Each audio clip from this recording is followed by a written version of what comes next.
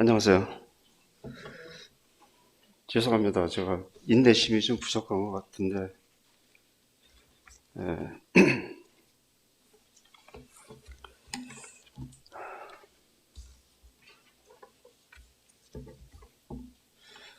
예,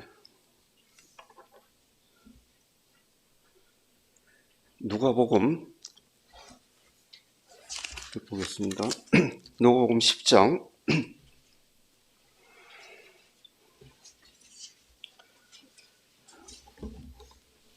25절부터 37절까지 되겠습니다. 우리 김지성 형제 좀 읽어주시겠어요?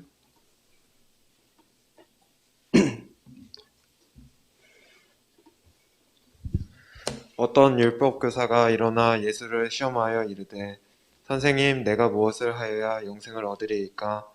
예수께서 이르시되 율법에 무엇이라 기록되었으며 내가 어떻게 읽느냐?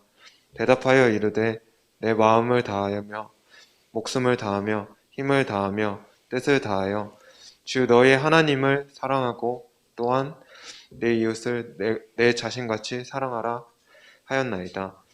예수께서 이르시되 내 대답이 옳도다. 이를 행하라. 그러면 살리라 하시니 그 사람이 자기를 옳게 보이려고 예수께 여짜오되 그러면 내 이웃이 누구니이까? 예수께서 대답하여 이르시되 어떤 사람이 예루살렘에서 여리고로 내려가다가 강도를 만나매 강도들이 그 옷을 벗기고 때려 거의 죽은 것을 버리고 갔더라. 마침 한 제사장이 그 길로 내려가다가 그를 보고 피하여 지나가고 또 이와 같이 한 레위인도 그곳에 이르러 그를 보고 피하여 지나가되 어떤 사마리아 사람은 여행하는 중 거기 이르러 그를 보고 불쌍히 여겨 가까이 가서 기름과 포도주를 그 상처에 붓고 싸매고 자기 짐승에 태워 주막으로 데리고 가서 돌보아 주니라.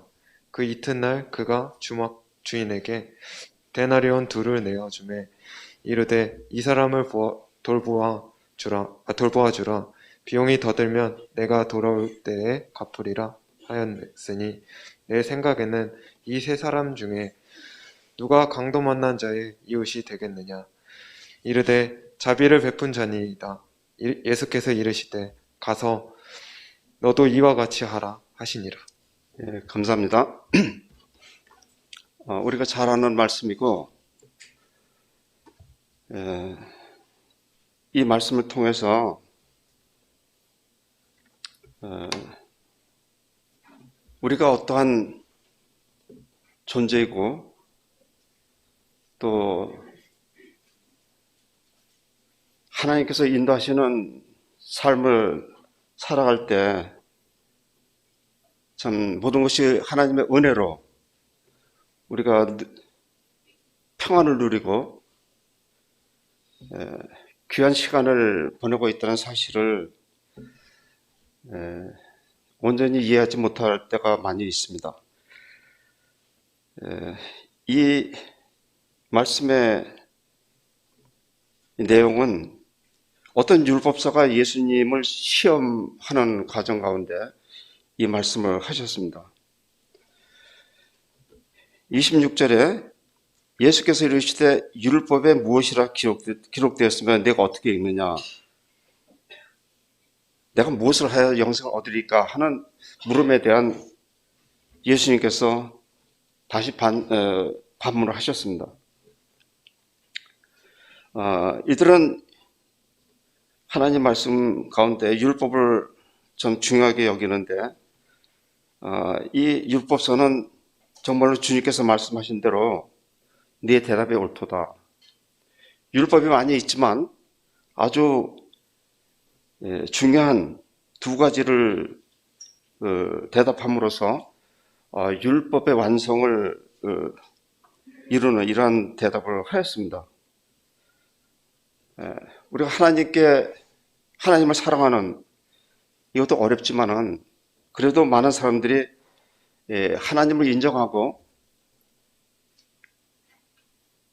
최소한 믿는다고 하는 사람들은 하나님을 사랑하려고 노력을 하고 있습니다.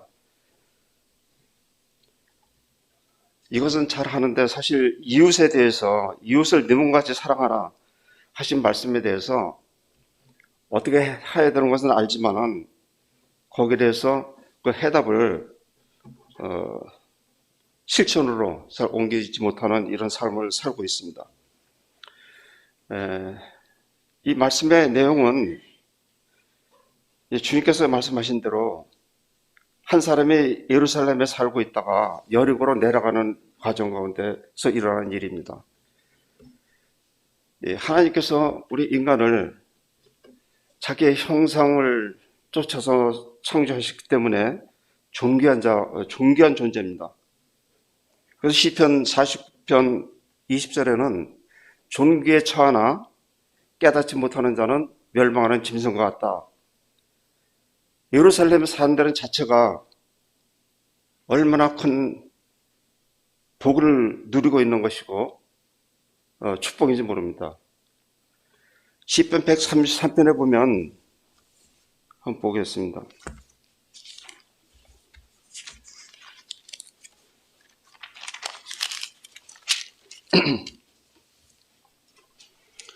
우리가 이 말씀 잘 알고 있죠. 너무나 잘 알고 있는 말씀입니다. 형제가 연합하여 동거하며 어찌 그리 선하고 아름다운고 머리에 있는 보배로운 기름이 수염 곧 아론의 수염에 흘러서 그 옷깃까지 내린 것 같고 헐몬의 이슬이 시온의 산들에 내린 것 같도다. 거기서 여호와께서 복을 명하시나니 곧 영생이다. 이로다. 이 시온산에 있는 예루살렘, 시온산의 이 복이라는 것은 사실 이 도시가 형성되려면 강을 끼고 물이 풍부한 곳에 도시가 건설됩니다. 그런데 예루살렘은 해발 한 790m 정도 되고 여리고는 해저로 이 수면보다 땅이 더 낮은 약 한 250m가 더 낮습니다. 그래서 예루살렘하고 여리고의 차이는 한 1000m 정도 이렇게 되는데 여기에 보면은 예루살렘에 사는 것은 강이 흘러서 쉽게 물을 구할 수 있는 곳이 아니지만은 거기에서는 헐몬의 이슬이 시온 산들에 내린 것 같고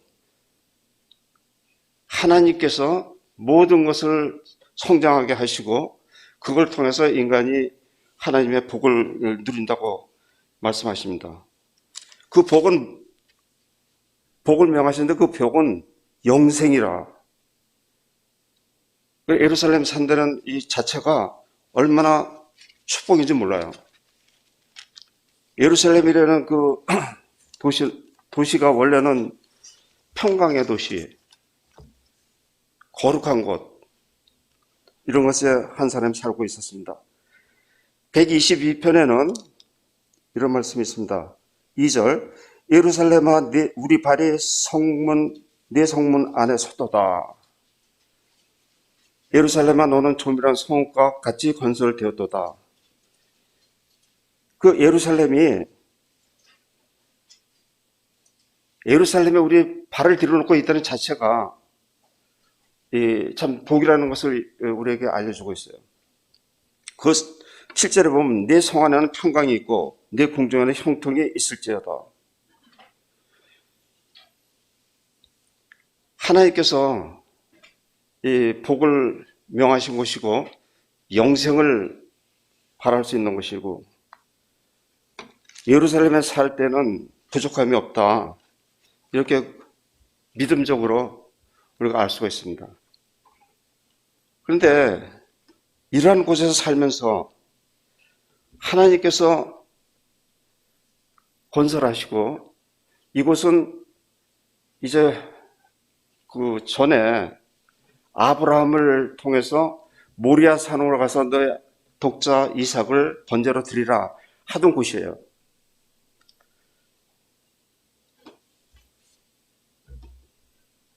그런데 지금 한 사람이 이 예루살렘에서 여리고로 내려가고 있습니다. 아까도 말씀드렸지만 이 1000m 정도의 이 차이라는 것은 이제 믿음적으로 봤을 때 이제 올라가는 것과 내려가는 것, 이 높이의 차이를 통해서 예루살렘은 거룩한 곳이고 여리고는 여호수아 때 그 여호수아에서 기록된 거 보면은 요단강을 건너서 처음 만난 곳이 여리고, 그리고 여리고 성은 견고하였고 인간의 힘으로 파괴할 수 없었던 이러한 견고한 성이었습니다.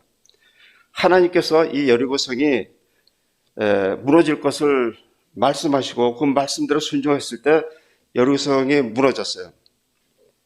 이것은 이제 그림적으로 보면은 하나님께서 이 세상을 심판하실 것을 여리고를 두고 하신 말씀입니다.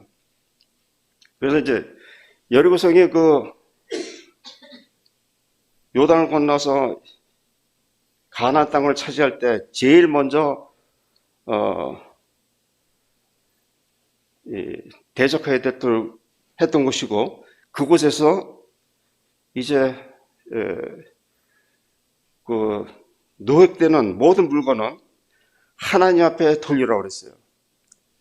왜 그렇습니까? 아간이 이제 그 노획물 중에 가장 귀한 것들을, 자기가 귀하게 생각하는 것들을 훔쳤습니다. 이것은 하나님께서 가장 중대하게 보신 것은 무엇이냐면 모든 것의 첫 수확은 하나님의 것이에요. 곡식을 수확해도 첫 곡식, 이것은 하나님께 드려야 되는, 이것은 예수 그리스도를 상징하는 이 구속의 천열매 되시는 예수 그리스도를 우리가 그 안에서 보게 됩니다. 이건 하나님께서 행하신 일이고 하나님께서 받으실 이러한 그 물건을 이 아간은 자기를 위해서 훔쳐서 감췄습니다. 아간은 이것에 대해서 책임 회피를 할 수 없는 그런 행동을 했습니다. 무엇이냐 하면 그 아이성을 쳤을 때, 이제 여리고성이 그렇게 무너지고 난 다음에 아이성을 칠 때는 그들이 생각하기에 이것은 많이 이스라엘 민족들이 여기까지 오는 그 필요도 있고 또 어려운 가운데서 많이 올라갈 필요 없다, 2, 3천만 올라가도 되겠다 해서 올라갔지만 패했습니다. 이것은 여리고성의 그 승리한 것에 대해 심취돼서 하나님 말씀대로 순종하지 않은 결과인데, 그들이 아간이 어떤 죄를 졌는지 알지 못했어요. 근데 아간은 알았습니다. 또 아간은 회개하고 모든 것을 원점으로 돌릴 수 있는 기회가 하루 종일 있었어요. 보면은 아침부터 그 여호수아와 또 이스라엘 장로들이 엎드렸습니다. 하나님한테 왜 이런 일이 우리에게 벌어졌는지 우리는 알 수 없으니 하나님께서 알려주시기를 원하고 이제 아이성을 다시 함락할 수 있는 이런 기회를 달라고 기도를 했습니다. 아침부터 티끌을 뒤집어 쓰고 기도를 했습니다. 저녁 때까지. 이 아침부터 저녁 때까지 아론은 자기 죄를 자복할 수 있는 이런 기회를 얻었던 거죠. 이렇게 여리고는 참 중대한 어떤 교훈을 우리에게 주고 있습니다. 그래서 여리고성이 무너졌을 때 이제는 누구든지 다시 일어나서 여리고를 건설하지 말라고 그랬어요. 그런데 이제 그 악한 이스라엘 왕 아합 때 이게 다시 건설이 됐습니다. 그래서 여리고 도시가 건설되어 있는데 이곳은 요단강을 건너면 제일 먼저 만날 수 있는 곳이고 이제 요단강을 건너서 무역도 잘 할 수 있고 또 여기는 아열대 기후로 아주 식물도 잘 자라고 모든 것이 풍성했습니다. 그래서 여리고는 세상을 상징하는 이런 곳입니다. 그리고 여리고는 멸망해야 될 도시예요. 하나님께서 우리 복음서를 보면은 하나님께서 복음을 전파하시고 믿지 않는 자들을 때가 되었을 때 심판한다고 하셨어요. 이 세상을 심판하시는 것과 여리고를 하나님께서 무너뜨리신 이 사건은 여리고를 통해서 우리가 배울 교훈이 많이 있습니다. 그런데 지금 한 사람이 예루살렘에서 살다가 여리고로 내려가고 있습니다. 내려가는 길은 참 쉽게 내려갈 수 있어요. 올라가는 것보다 이 예루살렘하고 여리고 그 사이에 공중거리로 보면 얼마 되지 않지만은 이제 그 올라가는 길은 참 이 험한 길이 아닐 수 없습니다. 그래서 참 이 말씀을 보면서 우리가 신앙생활 하다 지친 사람들도 많이 있습니다. 우리가 하나님께서 말씀을 통해서 우리에게 주시는 놀라운 넘치는 은혜와 축복에 대해서 잘 알지 못하고 세상이 주는 여러 가지 그 유혹과 풍성함에 따라서 마음이 빼앗기고 드디어는 행동으로 예루살렘 떠나는 이런 사람들이 우리 가운데 있을 수 있습니다. 그래서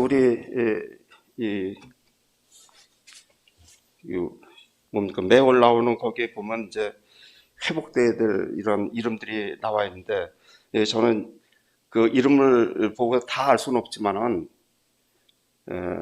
회복돼야 될 사람들 우리와 함께 하다가 여기를 떠난 사람들 이런 사람들이 있는 것을 보면은 또 앞으로도 우리 가운데서 누가 떠날지 예루살렘에서 여리고로 내려가는 이 사람과 같이 어려움에 처할 수 있는 사람도 있다고 생각이 됩니다. 그래서 우리가 이렇게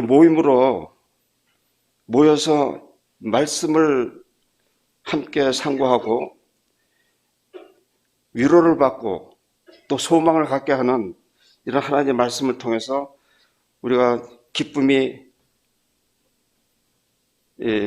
충만하게 되고 또 예수 그리스도를 소망하는 다시 오시는 예수님을 기다리는 이런 신앙생활을 하고 있습니다.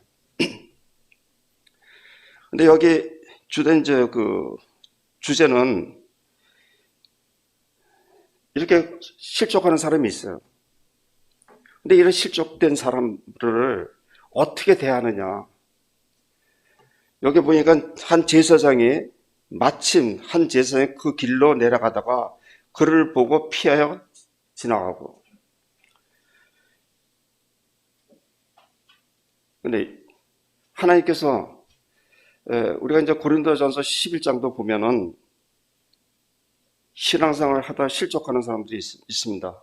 하나님께서 연약함을 보여주시기도 하고 병을 이렇게 들게 해서 고통 가운데서 하나님께 부르짖는 이러한 것을 통해서 하나님께 간구하고 하나님께서 치료해 주시기를 원하는 이러한 하나님의 기다리심이 있는데 끝까지 여리고까지 이렇게 내려가는 참 이렇다면 얼마나 참 황당하고 또 안타까운 일인지 모르겠습니다. 우리 가운데 이런 자들이 있다면 함께 하나님을 찬송하고 하나님과 함께 하던 이런 성도가 이제 세상 것에 이렇게 유혹을 받고 휘말려서 이렇게 가다가 예루살렘을 떠나서 여리고로 간다는 것은 지금 여기 기록된 대로 강도를 만나서 다 빼앗기고 그 옷도 벗김을 당하고 아주 측은한 상태로 죽은 자나 다름없는, 죽을 수밖에 없는 이러한 처지로 떨어질 수 있는 것을 우리에게 보여주고 있어요. 우리 믿는 사람들이 하나님 말씀을 떠나고 예수 그리스도를 등을 지고 세상으로 간다고 하면 우리 믿는 사람들 입장에서 얼마나 참 이게 무모한 일이고 대책 없는 이런 행동이라는 것을 알 수 있지만 본인에게 참 이것이 우리의 그 마음을 얼만큼 전해주고 또 설득하고 권면해서 예수 그리스도를 참 모든 것의 그 원천이 되시고 부유하신 참 예수님을 떠난 것에 대해서 잘못된 길을 가고 있는 것을 알려주는 데는 자체가 참 중요한 일입니다. 그래서 여기 31절 한 제사장이 그 길로 내려가다가 그를 보고 피하여 지나가고 우리는 좀 그렇게 생각할 수도 있겠죠. 우리와 함께 했는데 참 회개하지 아니하고 자기 고집을 부리고 권면의 말을 들으려고 하지 않고 좀 이런 사람들을 대하기가 쉽지 않습니다. 또 이 제사장은 이러한 자를 긍휼히 봐야 되는 이런 하나님께서 세워주신 그 제사장 직분은 불쌍히 봐야 되거든요. 왜냐하면 여리고로 내려간다는 것은 죄로 말미암아 이 죄악 가운데 있고 그 길로 가는 이런 상황을 봤을 때 죄에 빠진 우리 성도들을 어떻게 권면하느냐, 참 이것이 굉장히 중요하다고 생각합니다. 그런데 우리 판단을 저 사람은 소용이 없다 이렇게 해도 안 되고 뭐 이렇게 해서 아예 이렇게 그 지금까지 경험을 통해서 포기하는 이런 경우도 있다고 봅니다. 근데 여기 제사장이 지금 그를 보고 피해가는 것은 제사장은 이 거룩한 임무를 맡아서 하는 하나님께서 세워주신 제사장이에요. 이 제사장은 시체를 만지면 안 돼요. 율법에 보면. 그럼 부정하게 됩니다. 그러니까 이 가서 죽었는지 아니면 살아있는지 확인을 해야 되는데 아예 죽은 것을 포기하고 지나가는 이 모습을 보게 됩니다. 긍휼을 베풀지 못하는.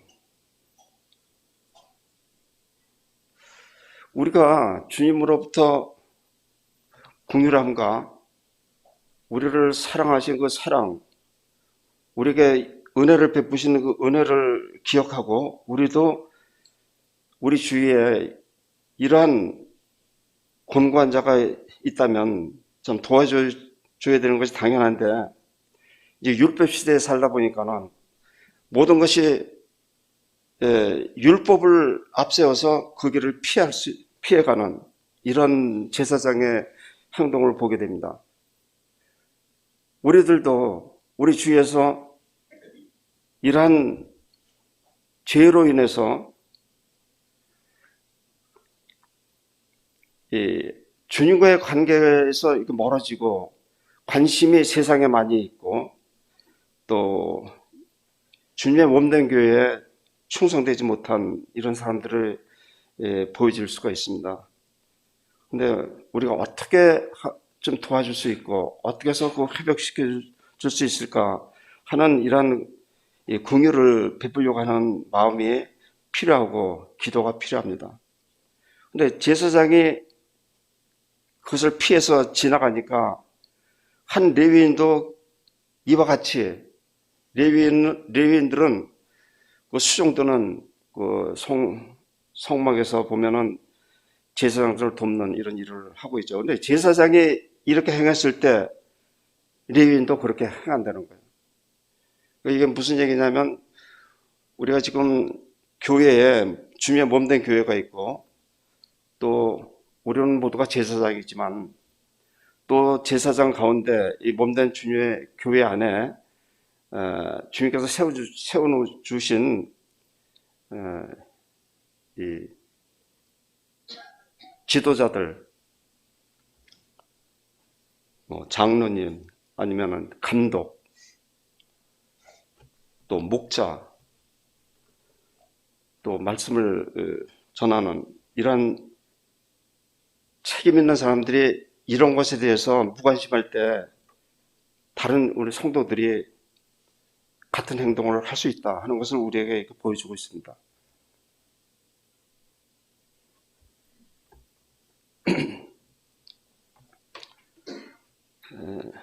우리가 옳고 그름을 밝히고 하는 것은 율법을 통해서 우리가 많이 알 수 있어요.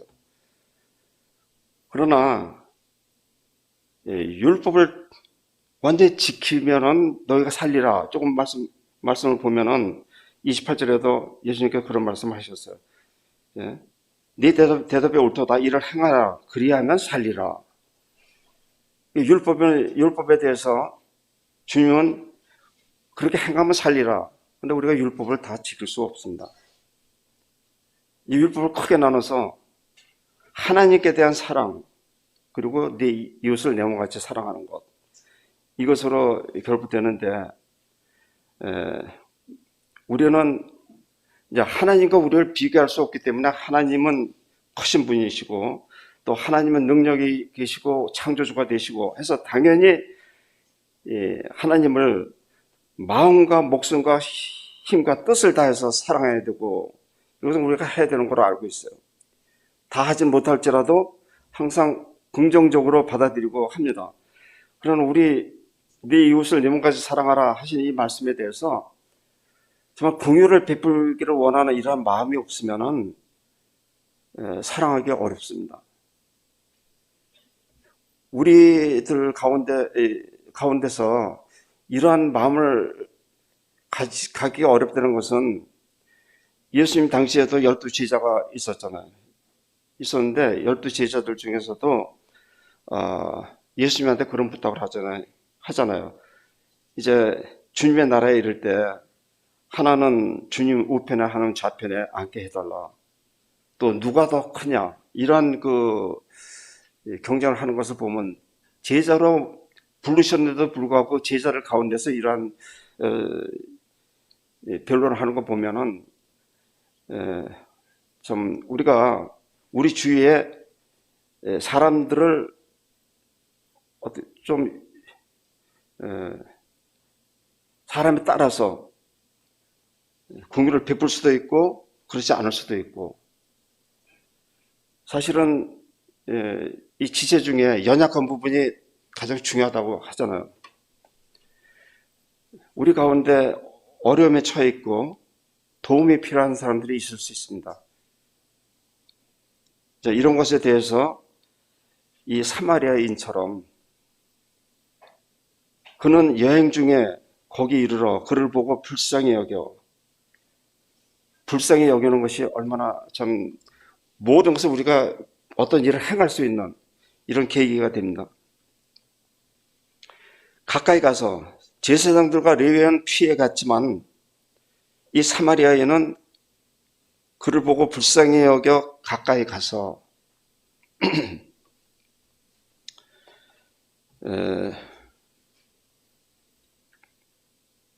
사실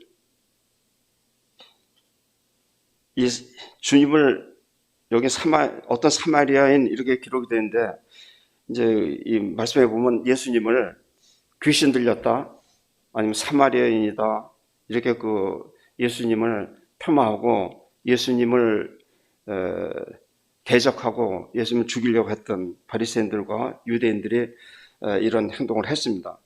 그래서 여기에 어떤 사마리아인은 아주 세상에서 자기를 나타내면서 이렇게 일을 하는 자가 아니고 참 어려운 가운데 있는 자들을 돌아보고 불쌍히 여기는 이런 마음으로 가까이 가서 기름과 포도주를 그 상처에 붓고 우리가 조금 전에도 시편 134편 읽은 대로 보배로운 기름이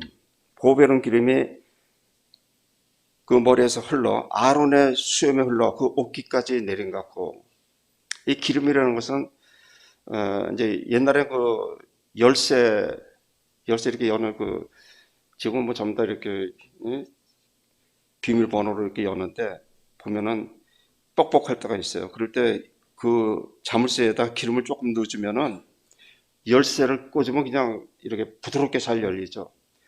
이 기름이 들어가서 금방 퍼집니다. 그렇게 저 한 것처럼 또 이 기름은 성경에서 이제 성령님의 그 하시는 일, 성령님의 하시는 일을 우리에게 상징적으로 알려주시고, 그 기름으로 상처에 붓고 포도주로 또 부어서 살균을 작용하고 빨리 나을 수 있도록, 이런 기쁨, 포도주는 우리 사람의 마음을 기쁘게 한다고 하신 말씀과 같이 이 지금 다 죽어가는 이 한 사람에게는 얼마나 고마운 일이고 정말 이 구세주와 같은 이런 대우를 받습니다.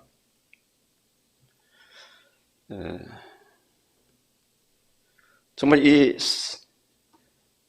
예루살렘에서 여리고로 가다 이 강도를 만난 이 사람의 그 곤고한 처지는, 이 사람은 그냥 더 놔두면 죽을 사람이에요. 그러니까 아마 이 사람이 움직일 수 있고 또 좀 회복이 금방 되어서 이런 상황에 있다면은 아마 계속 여리고로 가려고 할지도 모르겠습니다. 그러나 이제 그는 모든 것을 사마리아인에게 맡기고 이 상처를 치료를 받고 또 사마리아인 자기 짐승에 태워 주막으로 데리고 가서 돌보아 주고, 여기 보면 주막, 이제 앞으로 올 교회 시대에 이 교회를 상징하는 이런 것으로 우리가 치료를 받고 쉴 수 있고 또 여행 중에 필요한 모든 것들을 도움을 받을 수 있는 이런 곳입니다. 참 우리가 이제 혼자서 신앙생활 하는 것이 참 어렵죠. 이렇게 교회로 나와서 서로 형제 자매님들의 성도들의 교제를 통해서 위로를 받고 또 교회의 그 근본인 성도의 교제와 떡을 떼는 일과 또 기도하는 일과 이 사도의 가르침, 이것이 참 우리가 성도 생활을 힘있게 할 수 있는 이런 곳입니다. 그래서 이제 이러한 모든 돌봄을 받을 수 있는 곳, 이 사마리아인이 이 주막으로 데려갔을 때 그 전까지 모든 것을 그 사마리아인이 치료를 해주고 짐승에 태워서 주막까지 데려갔습니다. 성령을 저희들에게 주시고 또 구원의 확신을 주시고 그의 기쁨을 주셨습니다. 그리고 이제 교회에 영접되는 이러한 것을 상징적으로 그림으로 이렇게 보여주시는 장면이라고 생각이 됩니다. 35절에 이튿날에 데나리온 둘을 내어 주막 주인에게 주며 가로되 이 사람을 돌봐주라. 부비가 더 들면 내가 돌아올 때 갚으리라 하였으니. 자, 이튿날 이제 가서 편안히 하루를 잘 자고 어느 정도 회복이 됐습니다. 그러나 계속 돌봄이 필요해요. 데나리온 둘을 주었다는 것은 한 데나리온이 한 사람의 하루 품삯이죠. 두 데나리온을 줬다는 것은 이틀을 돌볼 수 있는 그 부비를 줬습니다. 우리가 이제 베드로전서에 보면 전서 후서인가 보면은 이 하루가 천년 같고 천년이 하루 같던 이 사실을 잊지 말라. 이 은혜 시대에 일어나는 일에 대해서 우리에게 말씀해 주셔요. 이틀을 돌보는 것이 이 복음을 통해서 지금 이 사람 거의 죽어가던 사람이 예수 그리스도 사마리아인을 통해서 치료를 받고 구원을 받으며 이제 교회로 영접이 되었습니다. 이것이 교회에서 하는 일 가운데 우리가 칭찬받는 일, 주님께서 다 허락하시고 다 예배하신 것으로 우리가 행하고 있습니다. 또 앞으로 들을 것까지 들어가는 비용을 주님께서 주셨어요. 그러니까 여기에 은혜 시대 2000년 동안 주님께서 하는 모든 일에 대해서 상급을 주시고 또 그것보다 더 많이 드려서 더 좋은 일을 해서 더 많이 이게 그 환자를 돌봤다면 내가 다시 올 때 모든 것을 갚아주겠다. 상급으로 갚아주시겠다. 우리가 이제 성경에 보면 우리에게 상급도 많이 말씀하셨고 또 면류관에 대해서도 이렇게 말씀을 해주셨어요. 그래서 이런 일을 하는 것은 절대 손해보는 일이 아닙니다. 그렇게 한 일에 대한 상급이 있고 또 면류관이 준비되어 있는 것을 볼 수가 있습니다. 그래서 이 세 사람 중에 강도 맞는 자의 누가 강도 맞는 자의 이웃이 되겠느냐 이렇게 말씀하시고 자비를 베푼 자입니다. 가서 너도 이와 같이 하라 이런 말씀을 하셨어요. 그래서 이것은 참으로 주님께서 이 땅에 오셔서 왔다 가셨어요. 이제 이틀 후에 다시 오실 것을 말씀하시고 그 중간에 어떤 충성한 것에 대해서 갚아주시겠다 하는 이런 약속을 하고 가셨습니다. 여기 보면은 이제 우리 가운데 좀 세상이 좋아서 가는 사람들이 혹 있을 수 있죠.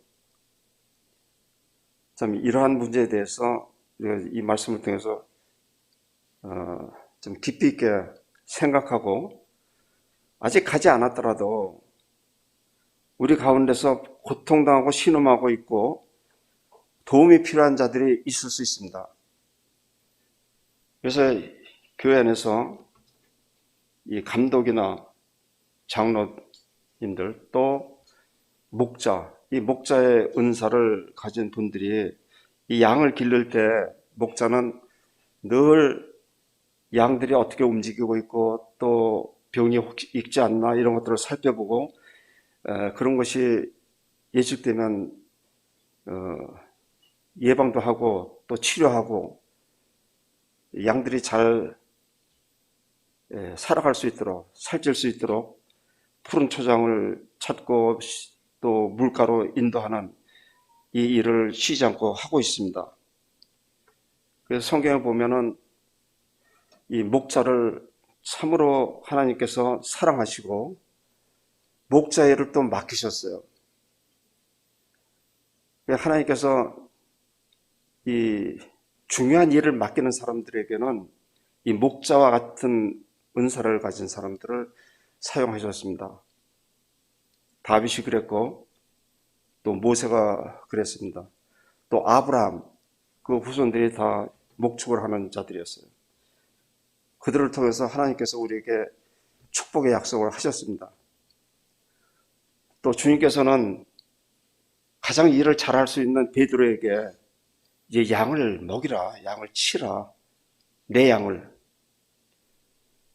우리 교회에 있는 모든 성도들은 주님의 양들입니다. 그래서 이런 양들은 좀 단순하죠. 울타리를 잘 쳐주고 또 목자들이 알아서 잘 인도하면은 잘 따릅니다. 이러한 그 인도함이 우리 목자와 양의 관계를 잘 이해하고 우리도 우리 주위에 있는 성도들을 살피고 이런 일을 잘하는 이런 사람들을 이 목자라고 얘기할 수 있습니다. 주님께서 어떤 사마리아인으로 나타내 주시고 목자의 그 공유를 베풀고 사랑으로 돌보는 이러한 일을 하셨습니다. 이걸 통해서 우리가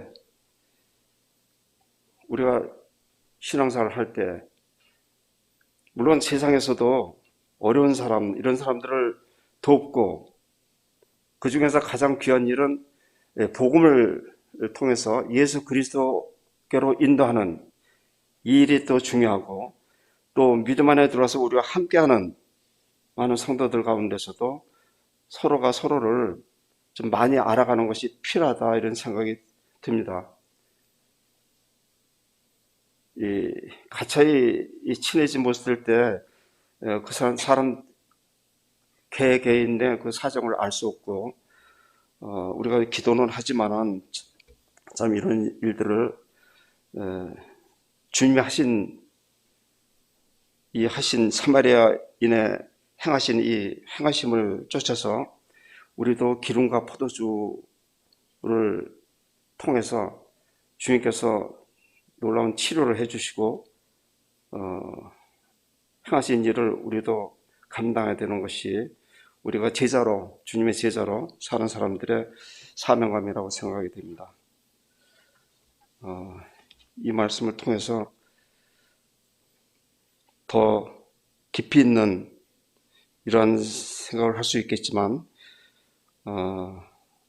부족하나마